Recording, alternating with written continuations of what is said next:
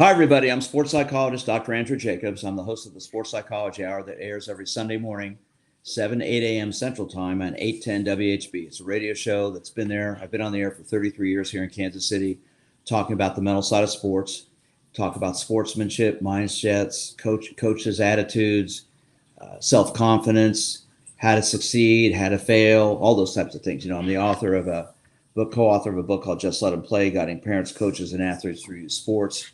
And I'm going to be starting my 44th year as a sports psychologist day after Labor Day.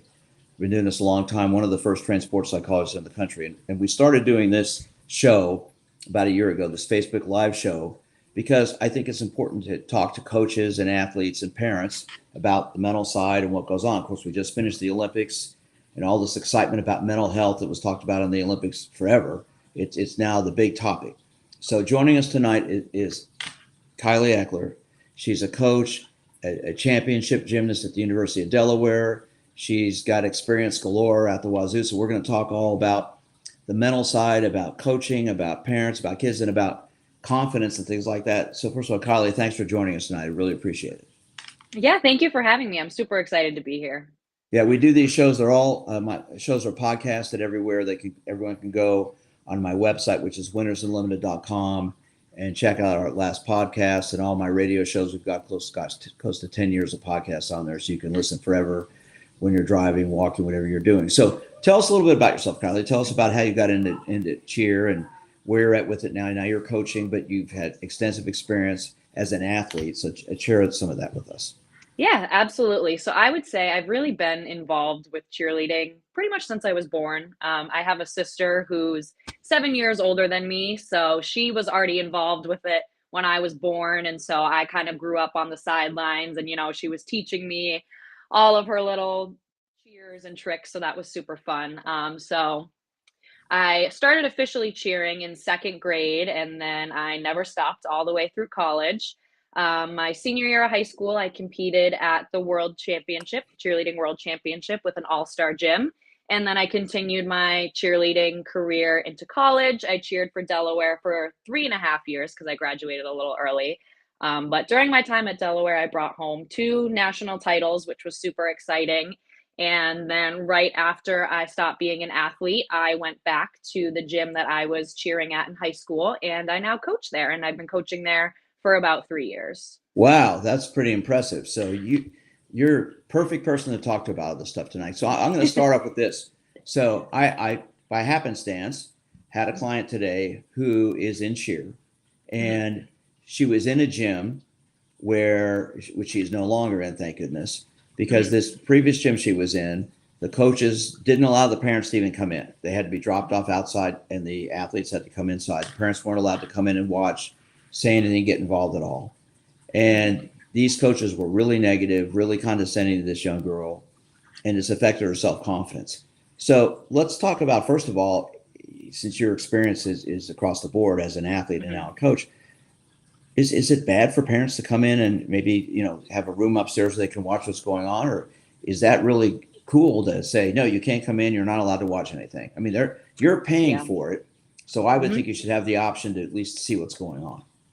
Absolutely. I think it's a very fine line because you have those parents that are totally fine with okay, I'll drop my kid off and I'll pick them up in a few hours.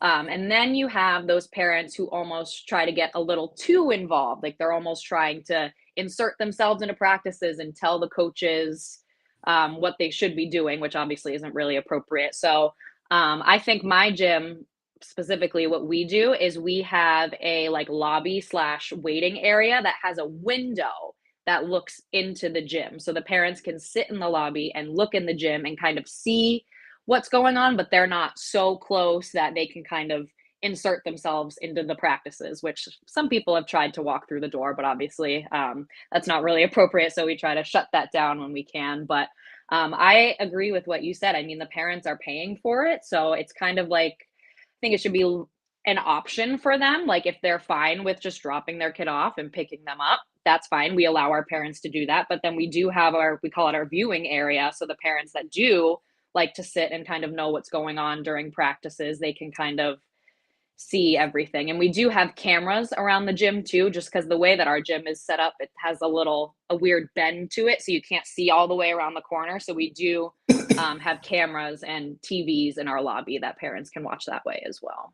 Okay, since you grew up at that gym, Hmm. what tell us about your parents and their involvement. How did they feel about it? Did they just drop you off, leave? Did they watch?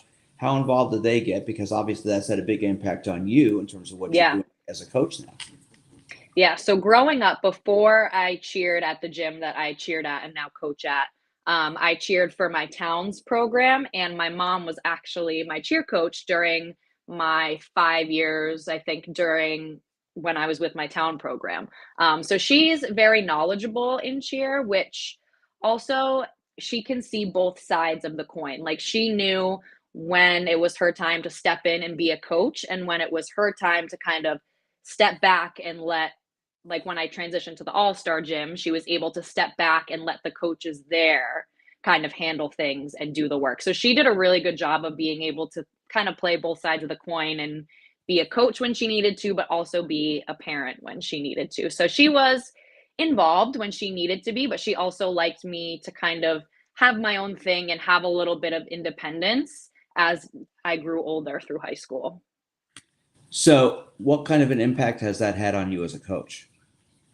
So I definitely my past coaches are obviously my biggest inspirations for the coach that I am now. Um, I'm a big believer in the fact that everything happens for a reason. So, there have been coaches that I've got along really well with and I had a great experience with. And then, kind of similar to the story that you were saying earlier with the girl who wasn't in a great environment, I've also had my fair share of those environments and maybe not the greatest coaches. So, just kind of being able to pick and choose from each experience that I've had and thinking, okay, what can I learn from this? Even if it wasn't a bad experience, how can this help me be a better athlete at the time? And now that I'm a coach and I can kind of reflect back on those experiences that I've had, how I can use those experiences in a positive way, and kind of using them to shape myself into the coach that I am. So, as I'm listening to you, what keeps popping in my mind is self confidence. Okay, Hmm. which to me is Yes. I talk about preparation, focus, attitude, confidence as the keys to success. There are a lot of other Hmm. words you can throw in there, but those four words mean a lot. And the foundation of all of it's self confidence. So, Hmm. how would you define self confidence, first of all? And how would you describe athletes who lack in confidence versus the ones that have it? Absolutely. So I would say self-confidence is really, really, really deep down. It's not surface level, it's deep down. And that's that ability that you have to trust yourself and believe in yourself. And especially with cheerleading being just as much a mental as it is a physical sport, believing that you can do it in both capacities so that you have the mental capacity to be strong enough to do the routine or do the skills that you're supposed to do and to believe that you also can physically perform the skills. So I will say I look back, obviously now as a coach, everything in retrospect is always a little bit easier to see, but I think about like if I had the confidence that I had towards the end of my cheerleading career, like when I was in college, if I had that self-confidence like earlier in my career, I do think about like where I would have gone because I did struggle definitely with my self-confidence in like my middle school and early high school years. So it took me a little while to kind of build that in myself. And I think the biggest thing that I learned along that journey is that as much as it is good to have those resources around you, like good teammates and good coaches, self confidence, I mean, self is in the word, it really starts with you. And you have to have that awareness and that willingness to want to push yourself maybe out of your comfort zone a little bit, because that's when you really grow. And that's when that confidence can really grow. If you kind of stay in the shadows and stay in the background and go with the flow, that's not the best way to build your self confidence. You really build it by putting yourself out there, trying new things, and believing in yourself. We're okay. So I'm listening to all kinds of things are going through my head because as a sports psychologist, I'm thinking, what about this? What about this? What about this? So Hmm. let's start with the word fear. Hmm. Okay, self Yep. confidence and fear are they're meshed together, and Hmm. whether it's in cheer or football or baseball, it doesn't matter. Okay. If you're fearful of failing, of making a mistake, of letting your coach down, your teammates down, Mhm. or just screwing up, okay, that has such a Yep. huge impact on how things go. So Mhm. how it first of all tell us what you're when you competed, okay, Mhm. in cheer, uh, what scared you? What were you fearful of, if you don't mind sharing that? And Yeah, absolutely. then how did you overcome that? And then second, Mhm. as a coach, when you see one of your athletes lacking in that confidence or that fear of doing a routine or something like that, how do you help them work through it and how do you help them overcome that? Two questions. Yeah, yeah, absolutely. So I don't know, you might be familiar with the term a mental block in your sports psychology kind of realm there. Never heard But that. Never heard I that before. No, no. Yeah, I that's like I forever. I've heard that. That's I did have a mental block for a few years of my career. So that was a pretty rough time for me, not even just in cheerleading, but it kind of cheerleading was my life at the time. So when I was having this issue with myself and my self-confidence at cheerleading, it kind of bled into the other aspects of my life. how old were you at this point that you're talking about? This was my high school years is when Okay. I had, and it did go into college a little bit, but I worked really hard and I ended up pushing through it. But so during my high school years, I just one day, a skill that I had been doing forever was easy, like the back of my hand to me. I just something went wrong, and I got lost in the air, and I landed on my head, and it was just a really scary moment for me. So then every day after that, every practice I had, there was that fear of, is it going to happen again? And then I didn't trust myself to do that skill. So I ended up kind of going back a few levels because I got stuck and I couldn't get myself to perform those higher level skills. So, um, again, how I got through that, I consider myself to be a really independent person, and I do like to give myself a lot of credit. Again, I had great teammates and great coaches surrounding me, but I knew that this was a fear that I had, right? It wasn't a fear that my whole team had or that everybody had. This was me. So, in order for me to get over that, I kind of had to process it and really work on it. And I put in a lot of hours, starting from the basics and building those drills back up again so that I could build that confidence in myself and eventually do that skill again. So that was my experience kind of with fear as an athlete. And that, honestly, as hard as it was when I was going through it, has really helped me as a coach. A lot of my experiences as an athlete have helped me as a coach because now I can have that mindset. Like I'm able to put myself in my athlete's shoes. And obviously, everybody processes things differently and everybody feels things a little bit differently. But I feel like I can understand them a little bit more because I've been there and I can kind of tell them, hey, well, when I was having these issues, this is what really helped me. And again, it's not going to work for everybody, but I tell my athletes, like, I am here to help you be the best athlete you can be. So if there's something that will help you, like if you need me to give you a spot, if you need me to count for you, if you need me to just be in the corner, being your biggest fan and cheering you on, like whatever works for each athlete, like I really am all of their biggest supporters. That's my job. That's what I'm there for. So, I'm kind of willing to work with each athlete and see what works for them because again, it's not going to be the same for everybody. It's going to be different from kid to kid. How important is visualization for you? Because I've talked about visualization my whole career, my 44 plus years working, starting Yeah, in grad school, and I have relaxation absolutely. visualization exercises people can purchase on my website that take them through an exercise, goes through a breathing exercise, a muscle tightening, loosen exercise, a confidence Yeah. building section, and a visualization section. And of course, with just the Olympics just completed, we heard so many athletes talking about the importance of visualization, mental preparation, Hmm. getting themselves Yep. ready to go out there and do that. Do you apply that, and how important do you see that being? Absolutely. So as an athlete, what I would do is I had kind of two types of visualization. So I had like cheer related and non-cheer related. So with cheer, I would watch videos of me doing the thing that scared me. And that kind of helped my brain to be like, look, like that's you. Your body knows how to do this. You've done this before. Like maybe we can't do it today. Maybe we're having some trouble with it today, but like at one point we were here. And if we work hard enough, we can get back there.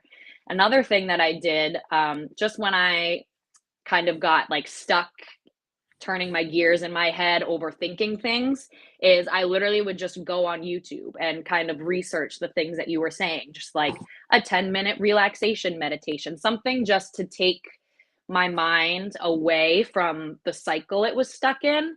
And what I found to be really helpful is the kind of like relaxation meditations that take you from head to toe and make you focus on all the different parts of your body, because then you really have to focus and you have to be committed and you have to be open to trying that kind of thing. And at first I kind of was like, this is a Yeah. little weird. But Yeah. then Well, what about this? once I did it a few times, it really did help. And I would feel so relaxed afterwards because you would go through the different parts of the body, you know, feeling your toes, feeling your fingers, and it just would help to get me out of that spiral that I was stuck in.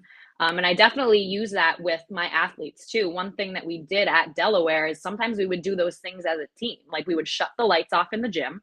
We would all just lay down on the mat, and our coach over the speaker would play one of those like meditation things. We did them a lot during our national season where we were having 2 practices a day and we were really in the grind and things were getting hard. Like whenever we needed a break, we would just do one of those. And so that was really helpful. And with my athletes, I do, Excuse me, yeah, because it works. Doing that works, right? I mean, it does. people just hold your thought there, and I want to just throw in.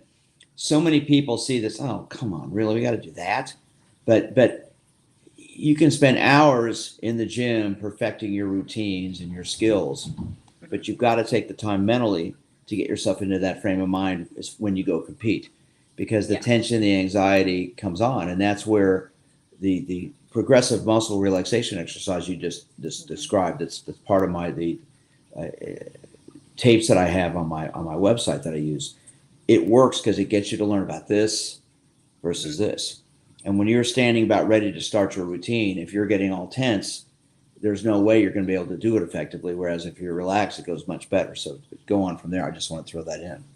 Yeah, no, and to piggyback off of you, just you really need that buy-in because like I said, even I at first I was like, "Oh, like this feels a little bit silly or this feels weird." But if you allow yourself, like what I did at first is I did it by myself without anybody around. So just allow yourself to kind of have that space to give it a try. And then from there, you can see the great effects that it can have on you. But you really have to have that mentality and that buy in to really commit yourself to it and really think about it and not be thinking about, oh, you know, what are my plans tomorrow? Or you're thinking about other things. It benefits you to take time to just be with yourself and listen to one of those meditations and just really be one with yourself. Um, to talk more about visualization with my athletes, a lot of what we do is I talked about earlier how we have TVs in our lobby, and what we'll do sometimes is we'll go out. I take a lot of videos during practice because again, those are helpful, and we'll go out and we'll watch them together, and they can kind of see everything coming together. And I encourage them when they go home, like especially before competitions, to kind of, you know, run through the routine in their head, see everything in your head hitting, see everything going well, see you doing the routine with confidence and with your friends and with all of your teammates and your coaches at the front of the mat, really cheering you on. Like visualize all of that because that can help build that confidence and set you up for success. So the word fear. Okay. You're smiling as I say that word. Okay. Going back to that word. Yeah. We, for the sport that you're coaching, that you participate in cheer, fear is part of it. I mean, it's a 4-letter word. And it comes in a lot of different ways and affects people in different areas.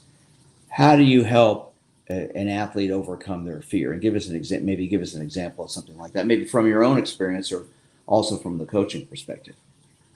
Yeah, absolutely. I always say that that feeling right before you're about to take the competition floor is like the best and the worst feeling at the same time because you're so excited, but you do have that little bit of fear and like, oh, like I'm about to go out in front of a crowd and do this routine. Like there definitely is a little bit of anxiety that comes along, like you said, with the sport that we're in. And Um, that's okay, right? It's okay to have yeah, that.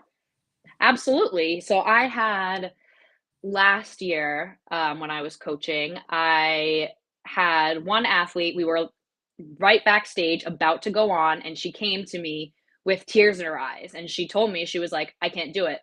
And I was like, "Well, what do you mean? You can't do what?" And she was saying that, she couldn't go out on the mat because she was just too scared that she was gonna mess everything up. So I really kind of took her aside where it was a little more quiet and just kind of gave that reassurance. I was like, these are all of your friends that are on your team. You're going to go out there with your friends and do what you love. You love cheerleading and you do such a great job. And I bring it back to practices. Like, how many times have we done this stunt? How many times have you done this tumbling pass? So many times. And in practices, you do things probably 20 times each at a minimum. So I'm like, you only have to go out there and you only have to do it one time today. Like, this isn't a 3 hour long practice where we have to go and go and go. You only have to go out there. You only have to do it once and then you're done for the day. So I really try to emphasize having fun, to be honest, just because in some of my negative experience as an athlete in the past, it kind of felt like that was left off. So I always want to Oh, make wait, sure wait, that hold on. Mhm. What was left off? Having fun, the emphasis on having Yes. fun, and why was it? Which I understand, especially once you get to those higher levels, they are more competitive. And so I get that kind of push. But like at the end of the day, whatever sport it is that you're participating in, you're doing it because you love it and because you think it's fun. So I always try to help my athletes see that. Like, even if we make a mistake today, even if something doesn't go perfectly, because I mean, it's pretty rare that everything goes perfectly according to plan. It's all about making it work, moving forward, and keeping that smile on your face because people make mistakes. It does happen, especially in our sport. People might go to the wrong spot. They might drop a stunt. Things like that happen. So it's all about having that mental flexibility to leave that moment in the past and be able to move forward with the routine and do a great rest of the routine, even if there was one part that wasn't the greatest. You mentioned the word fun, and I've got to Hmm. share a story. I've shared it before on these shows. Joe Carter played baseball. Great guy. I know him personally. Played for the Blue Jays in 1993 World Series, and it was in Toronto. It was Game 6, and they were winning 3 games to 2. But it was the bottom of the ninth inning, and he's in the on deck circle getting ready to bat. There's two guys on base, and the guy ahead of him, I think, struck out. So while there's 2 outs now, and Joe's coming up. It's the bottom of the ninth. There's 2 outs. They're down by 2 runs. He's in the on deck circle, and it was in Toronto, and he's looking around, and he came on my radio show and shared this. He said, I'm sitting there and I'm thinking, man, this is awesome. It's the bottom of the ninth. This is what I dreamt about as a little kid. I'm just going to open, swing the bat, and see what happens. 2-2 pitch, boom, home run. They win the World Series. And it's a very famous home run, one of the most famous ones in World Series history. And he said, I was just having fun. He goes, if I struck out, I struck out. I just went for it. And I think that here it is, one of the greatest sports performances and under pressure, yet to emphasize what you're saying, he was having fun. And in the end, Yes. so now you've been in the world championships, you're a Hmm. collegiate champion. Hmm. Um, is the pressure greater there when you're out there competing, or is it just another competition in some senses because you still got to do your thing? Yeah. I mean, I tried as an athlete to take it like it was any other competition, but there was that little in the back of my head, like, okay, but this is like really it. Like, I didn't want to, because I am an overthinker and I'm very aware of that. So I didn't want to overthink the fact that I was at college nationals. I thought about it and I recognized it that it's pretty cool that I'm here and I'm going to get to compete with my team. But at the same time, I was like, just like I tell my athletes, like, I'm just doing my routine that I've done a million times in the gym. I'm just, maybe I have a little bit more makeup on and I have my uniform on, but I'm doing the same thing that I've been doing. And that's why I think it's really important to, practice how you're going to compete. That's another big thing that I emphasize with my athletes. I'm like, you have to, put a smile on your face and give that extra energy just like you would at competition. You have to practice how you want to compete, because if you're, maybe giving half of your effort at practice and you expect everything to go out and go perfectly on the competition floor, that's not how it's going to work. So that both the physical and the mental preparation of trying to almost treat practices like there's a huge crowd in front of you, like you have an audience, like you're at a competition, so that when you do get there, maybe there's a little less fear and you can kind of rationalize that, okay, yes, I'm at a cheer competition and this is super fun and there are bright lights and everything, but I'm just doing my routine that I've been doing for months now and that I've done hundreds of times at this point. Kansas City Chiefs kicker Harrison Butker, one of the, if not the best kicker in all of football, listened to an interview with him after the Super Bowl the Chiefs won against Philadelphia, and then also this past year against the 49ers.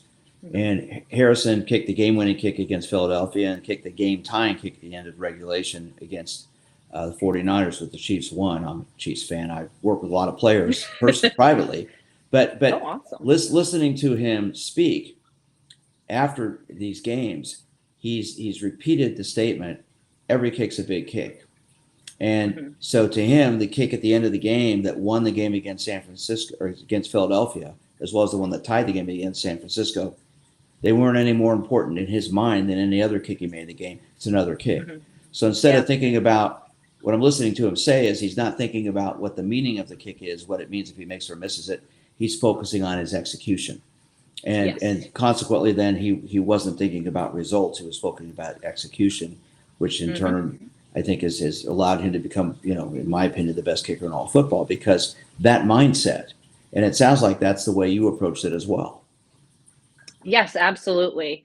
I always say that, the first step to winning or being successful is going out there and doing a good routine, right? If we go out there and we do a good routine, then maybe we can think about what our score might be or where we're going to place. But I always tell my teams, if you go out there, like thinking about first place, like only thinking about that. A specific story is last year, one of my teams was trying to earn a special ticket. It's called a golden ticket, and it gets you to a national competition. And we were determined, but we got to a point in the season where that's all they could think about. Every competition, they're like, we need the ticket, because we were running out of time and we had less and less competitions, but they started to focus on it too much. So I had to kind of reel it back and be like, okay, yeah, a ticket's great. We want to get that golden ticket, but we have to do a good routine first. If we don't do a good we have routine to. first, then we're not going to get the ticket. See? So we have to put our focus here, and then good things will come our way, as opposed to having the focus the other way. Well, focusing on the execution and the effort rather than the result, because the execution and the effort gives you the result. Yes. So before we wrap up, I want to ask you this question. So if you've got, go back to my initial question with the young lady I'm seeing. When you've got a gym where parents aren't allowed to watch or come in or get involved, what would you say to those parents about is that a health, before you sign up or go in there? And I've heard of, there's several places here in Kansas City, there's a gymnastics gym just like this. They produced a lot of very successful gymnasts. They've also had 2 gymnasts die in competitions. Wow. One from anorexia, one from doing a vault she wasn't trained in. Wow. So what would you say to parents who hear about a gym or an environment like that, but the parents aren't allowed to be involved or see or get involved? Is that probably not a good idea to sign them up for that? Yeah, I would say that it's not the best environment for them to be in. Personally, as a coach, I like to have good relationships with all of my athletes' parents. They'll come in, sit in the lobby, I'll chit chat with them. And sometimes it can help to have a good relationship with the parents. Maybe they'll tell you things that may help their child, or So maybe if their kid's not feeling well that day, just like little things like that. So I love talking to our parents. Our parents are great. I have a great relationship with them. And I think that's important for coaches and parents to kind of have that coexisting positive relationship, because we both have their athletes' best interest in mind. So if we can be on the same page and communicate when we need to, I think that that's a really great thing. Well, Kylie, this has been a fabulous interview. I can tell your success that you've had as an athlete is going to translate and is translating into your success and the successes you're going to have as a coach. It's very clear to me Thank listening you. to you. You know, I always like to say you can have two athletes who are physically the same, but the one with the stronger mind will come out on top. And in order to have a stronger mind, you've got to have the balance of everything together to do that. And I'm impressed with what you're saying here. So if people want to get a hold of you, how can they reach you? Do you have an email or a phone number you want to give out if people like to reach you? Yeah, definitely. I am so excited that I had the opportunity to be here tonight. I have always been a huge advocate for, mental health and just sports psychology in sports. So I love that our conversation has kind of globally been shifting, and that it's more acceptable to talk about and that more people are talking about it. And it's just, I'm so glad that I had the opportunity to be here. So my email, if anybody has any questions, needs any tips, it's my first and last name at gmail.com. So it's KileyEckler at gmail.com. And I would love to hear from people. Well, I can't thank you enough for joining us tonight. This has been tremendous. And I know you're going to be extremely successful as a coach as well as you were as a competitor. So thanks for joining us, Kylie. I appreciate it. Thank you. I appreciate it. If you enjoyed our show, check out my website, which is winnersunlimited.com. Click on the podcast tab. You can hear all kinds of episodes of the show as well as my radio show. That's winnersunlimited.com. Have a great week. Take care.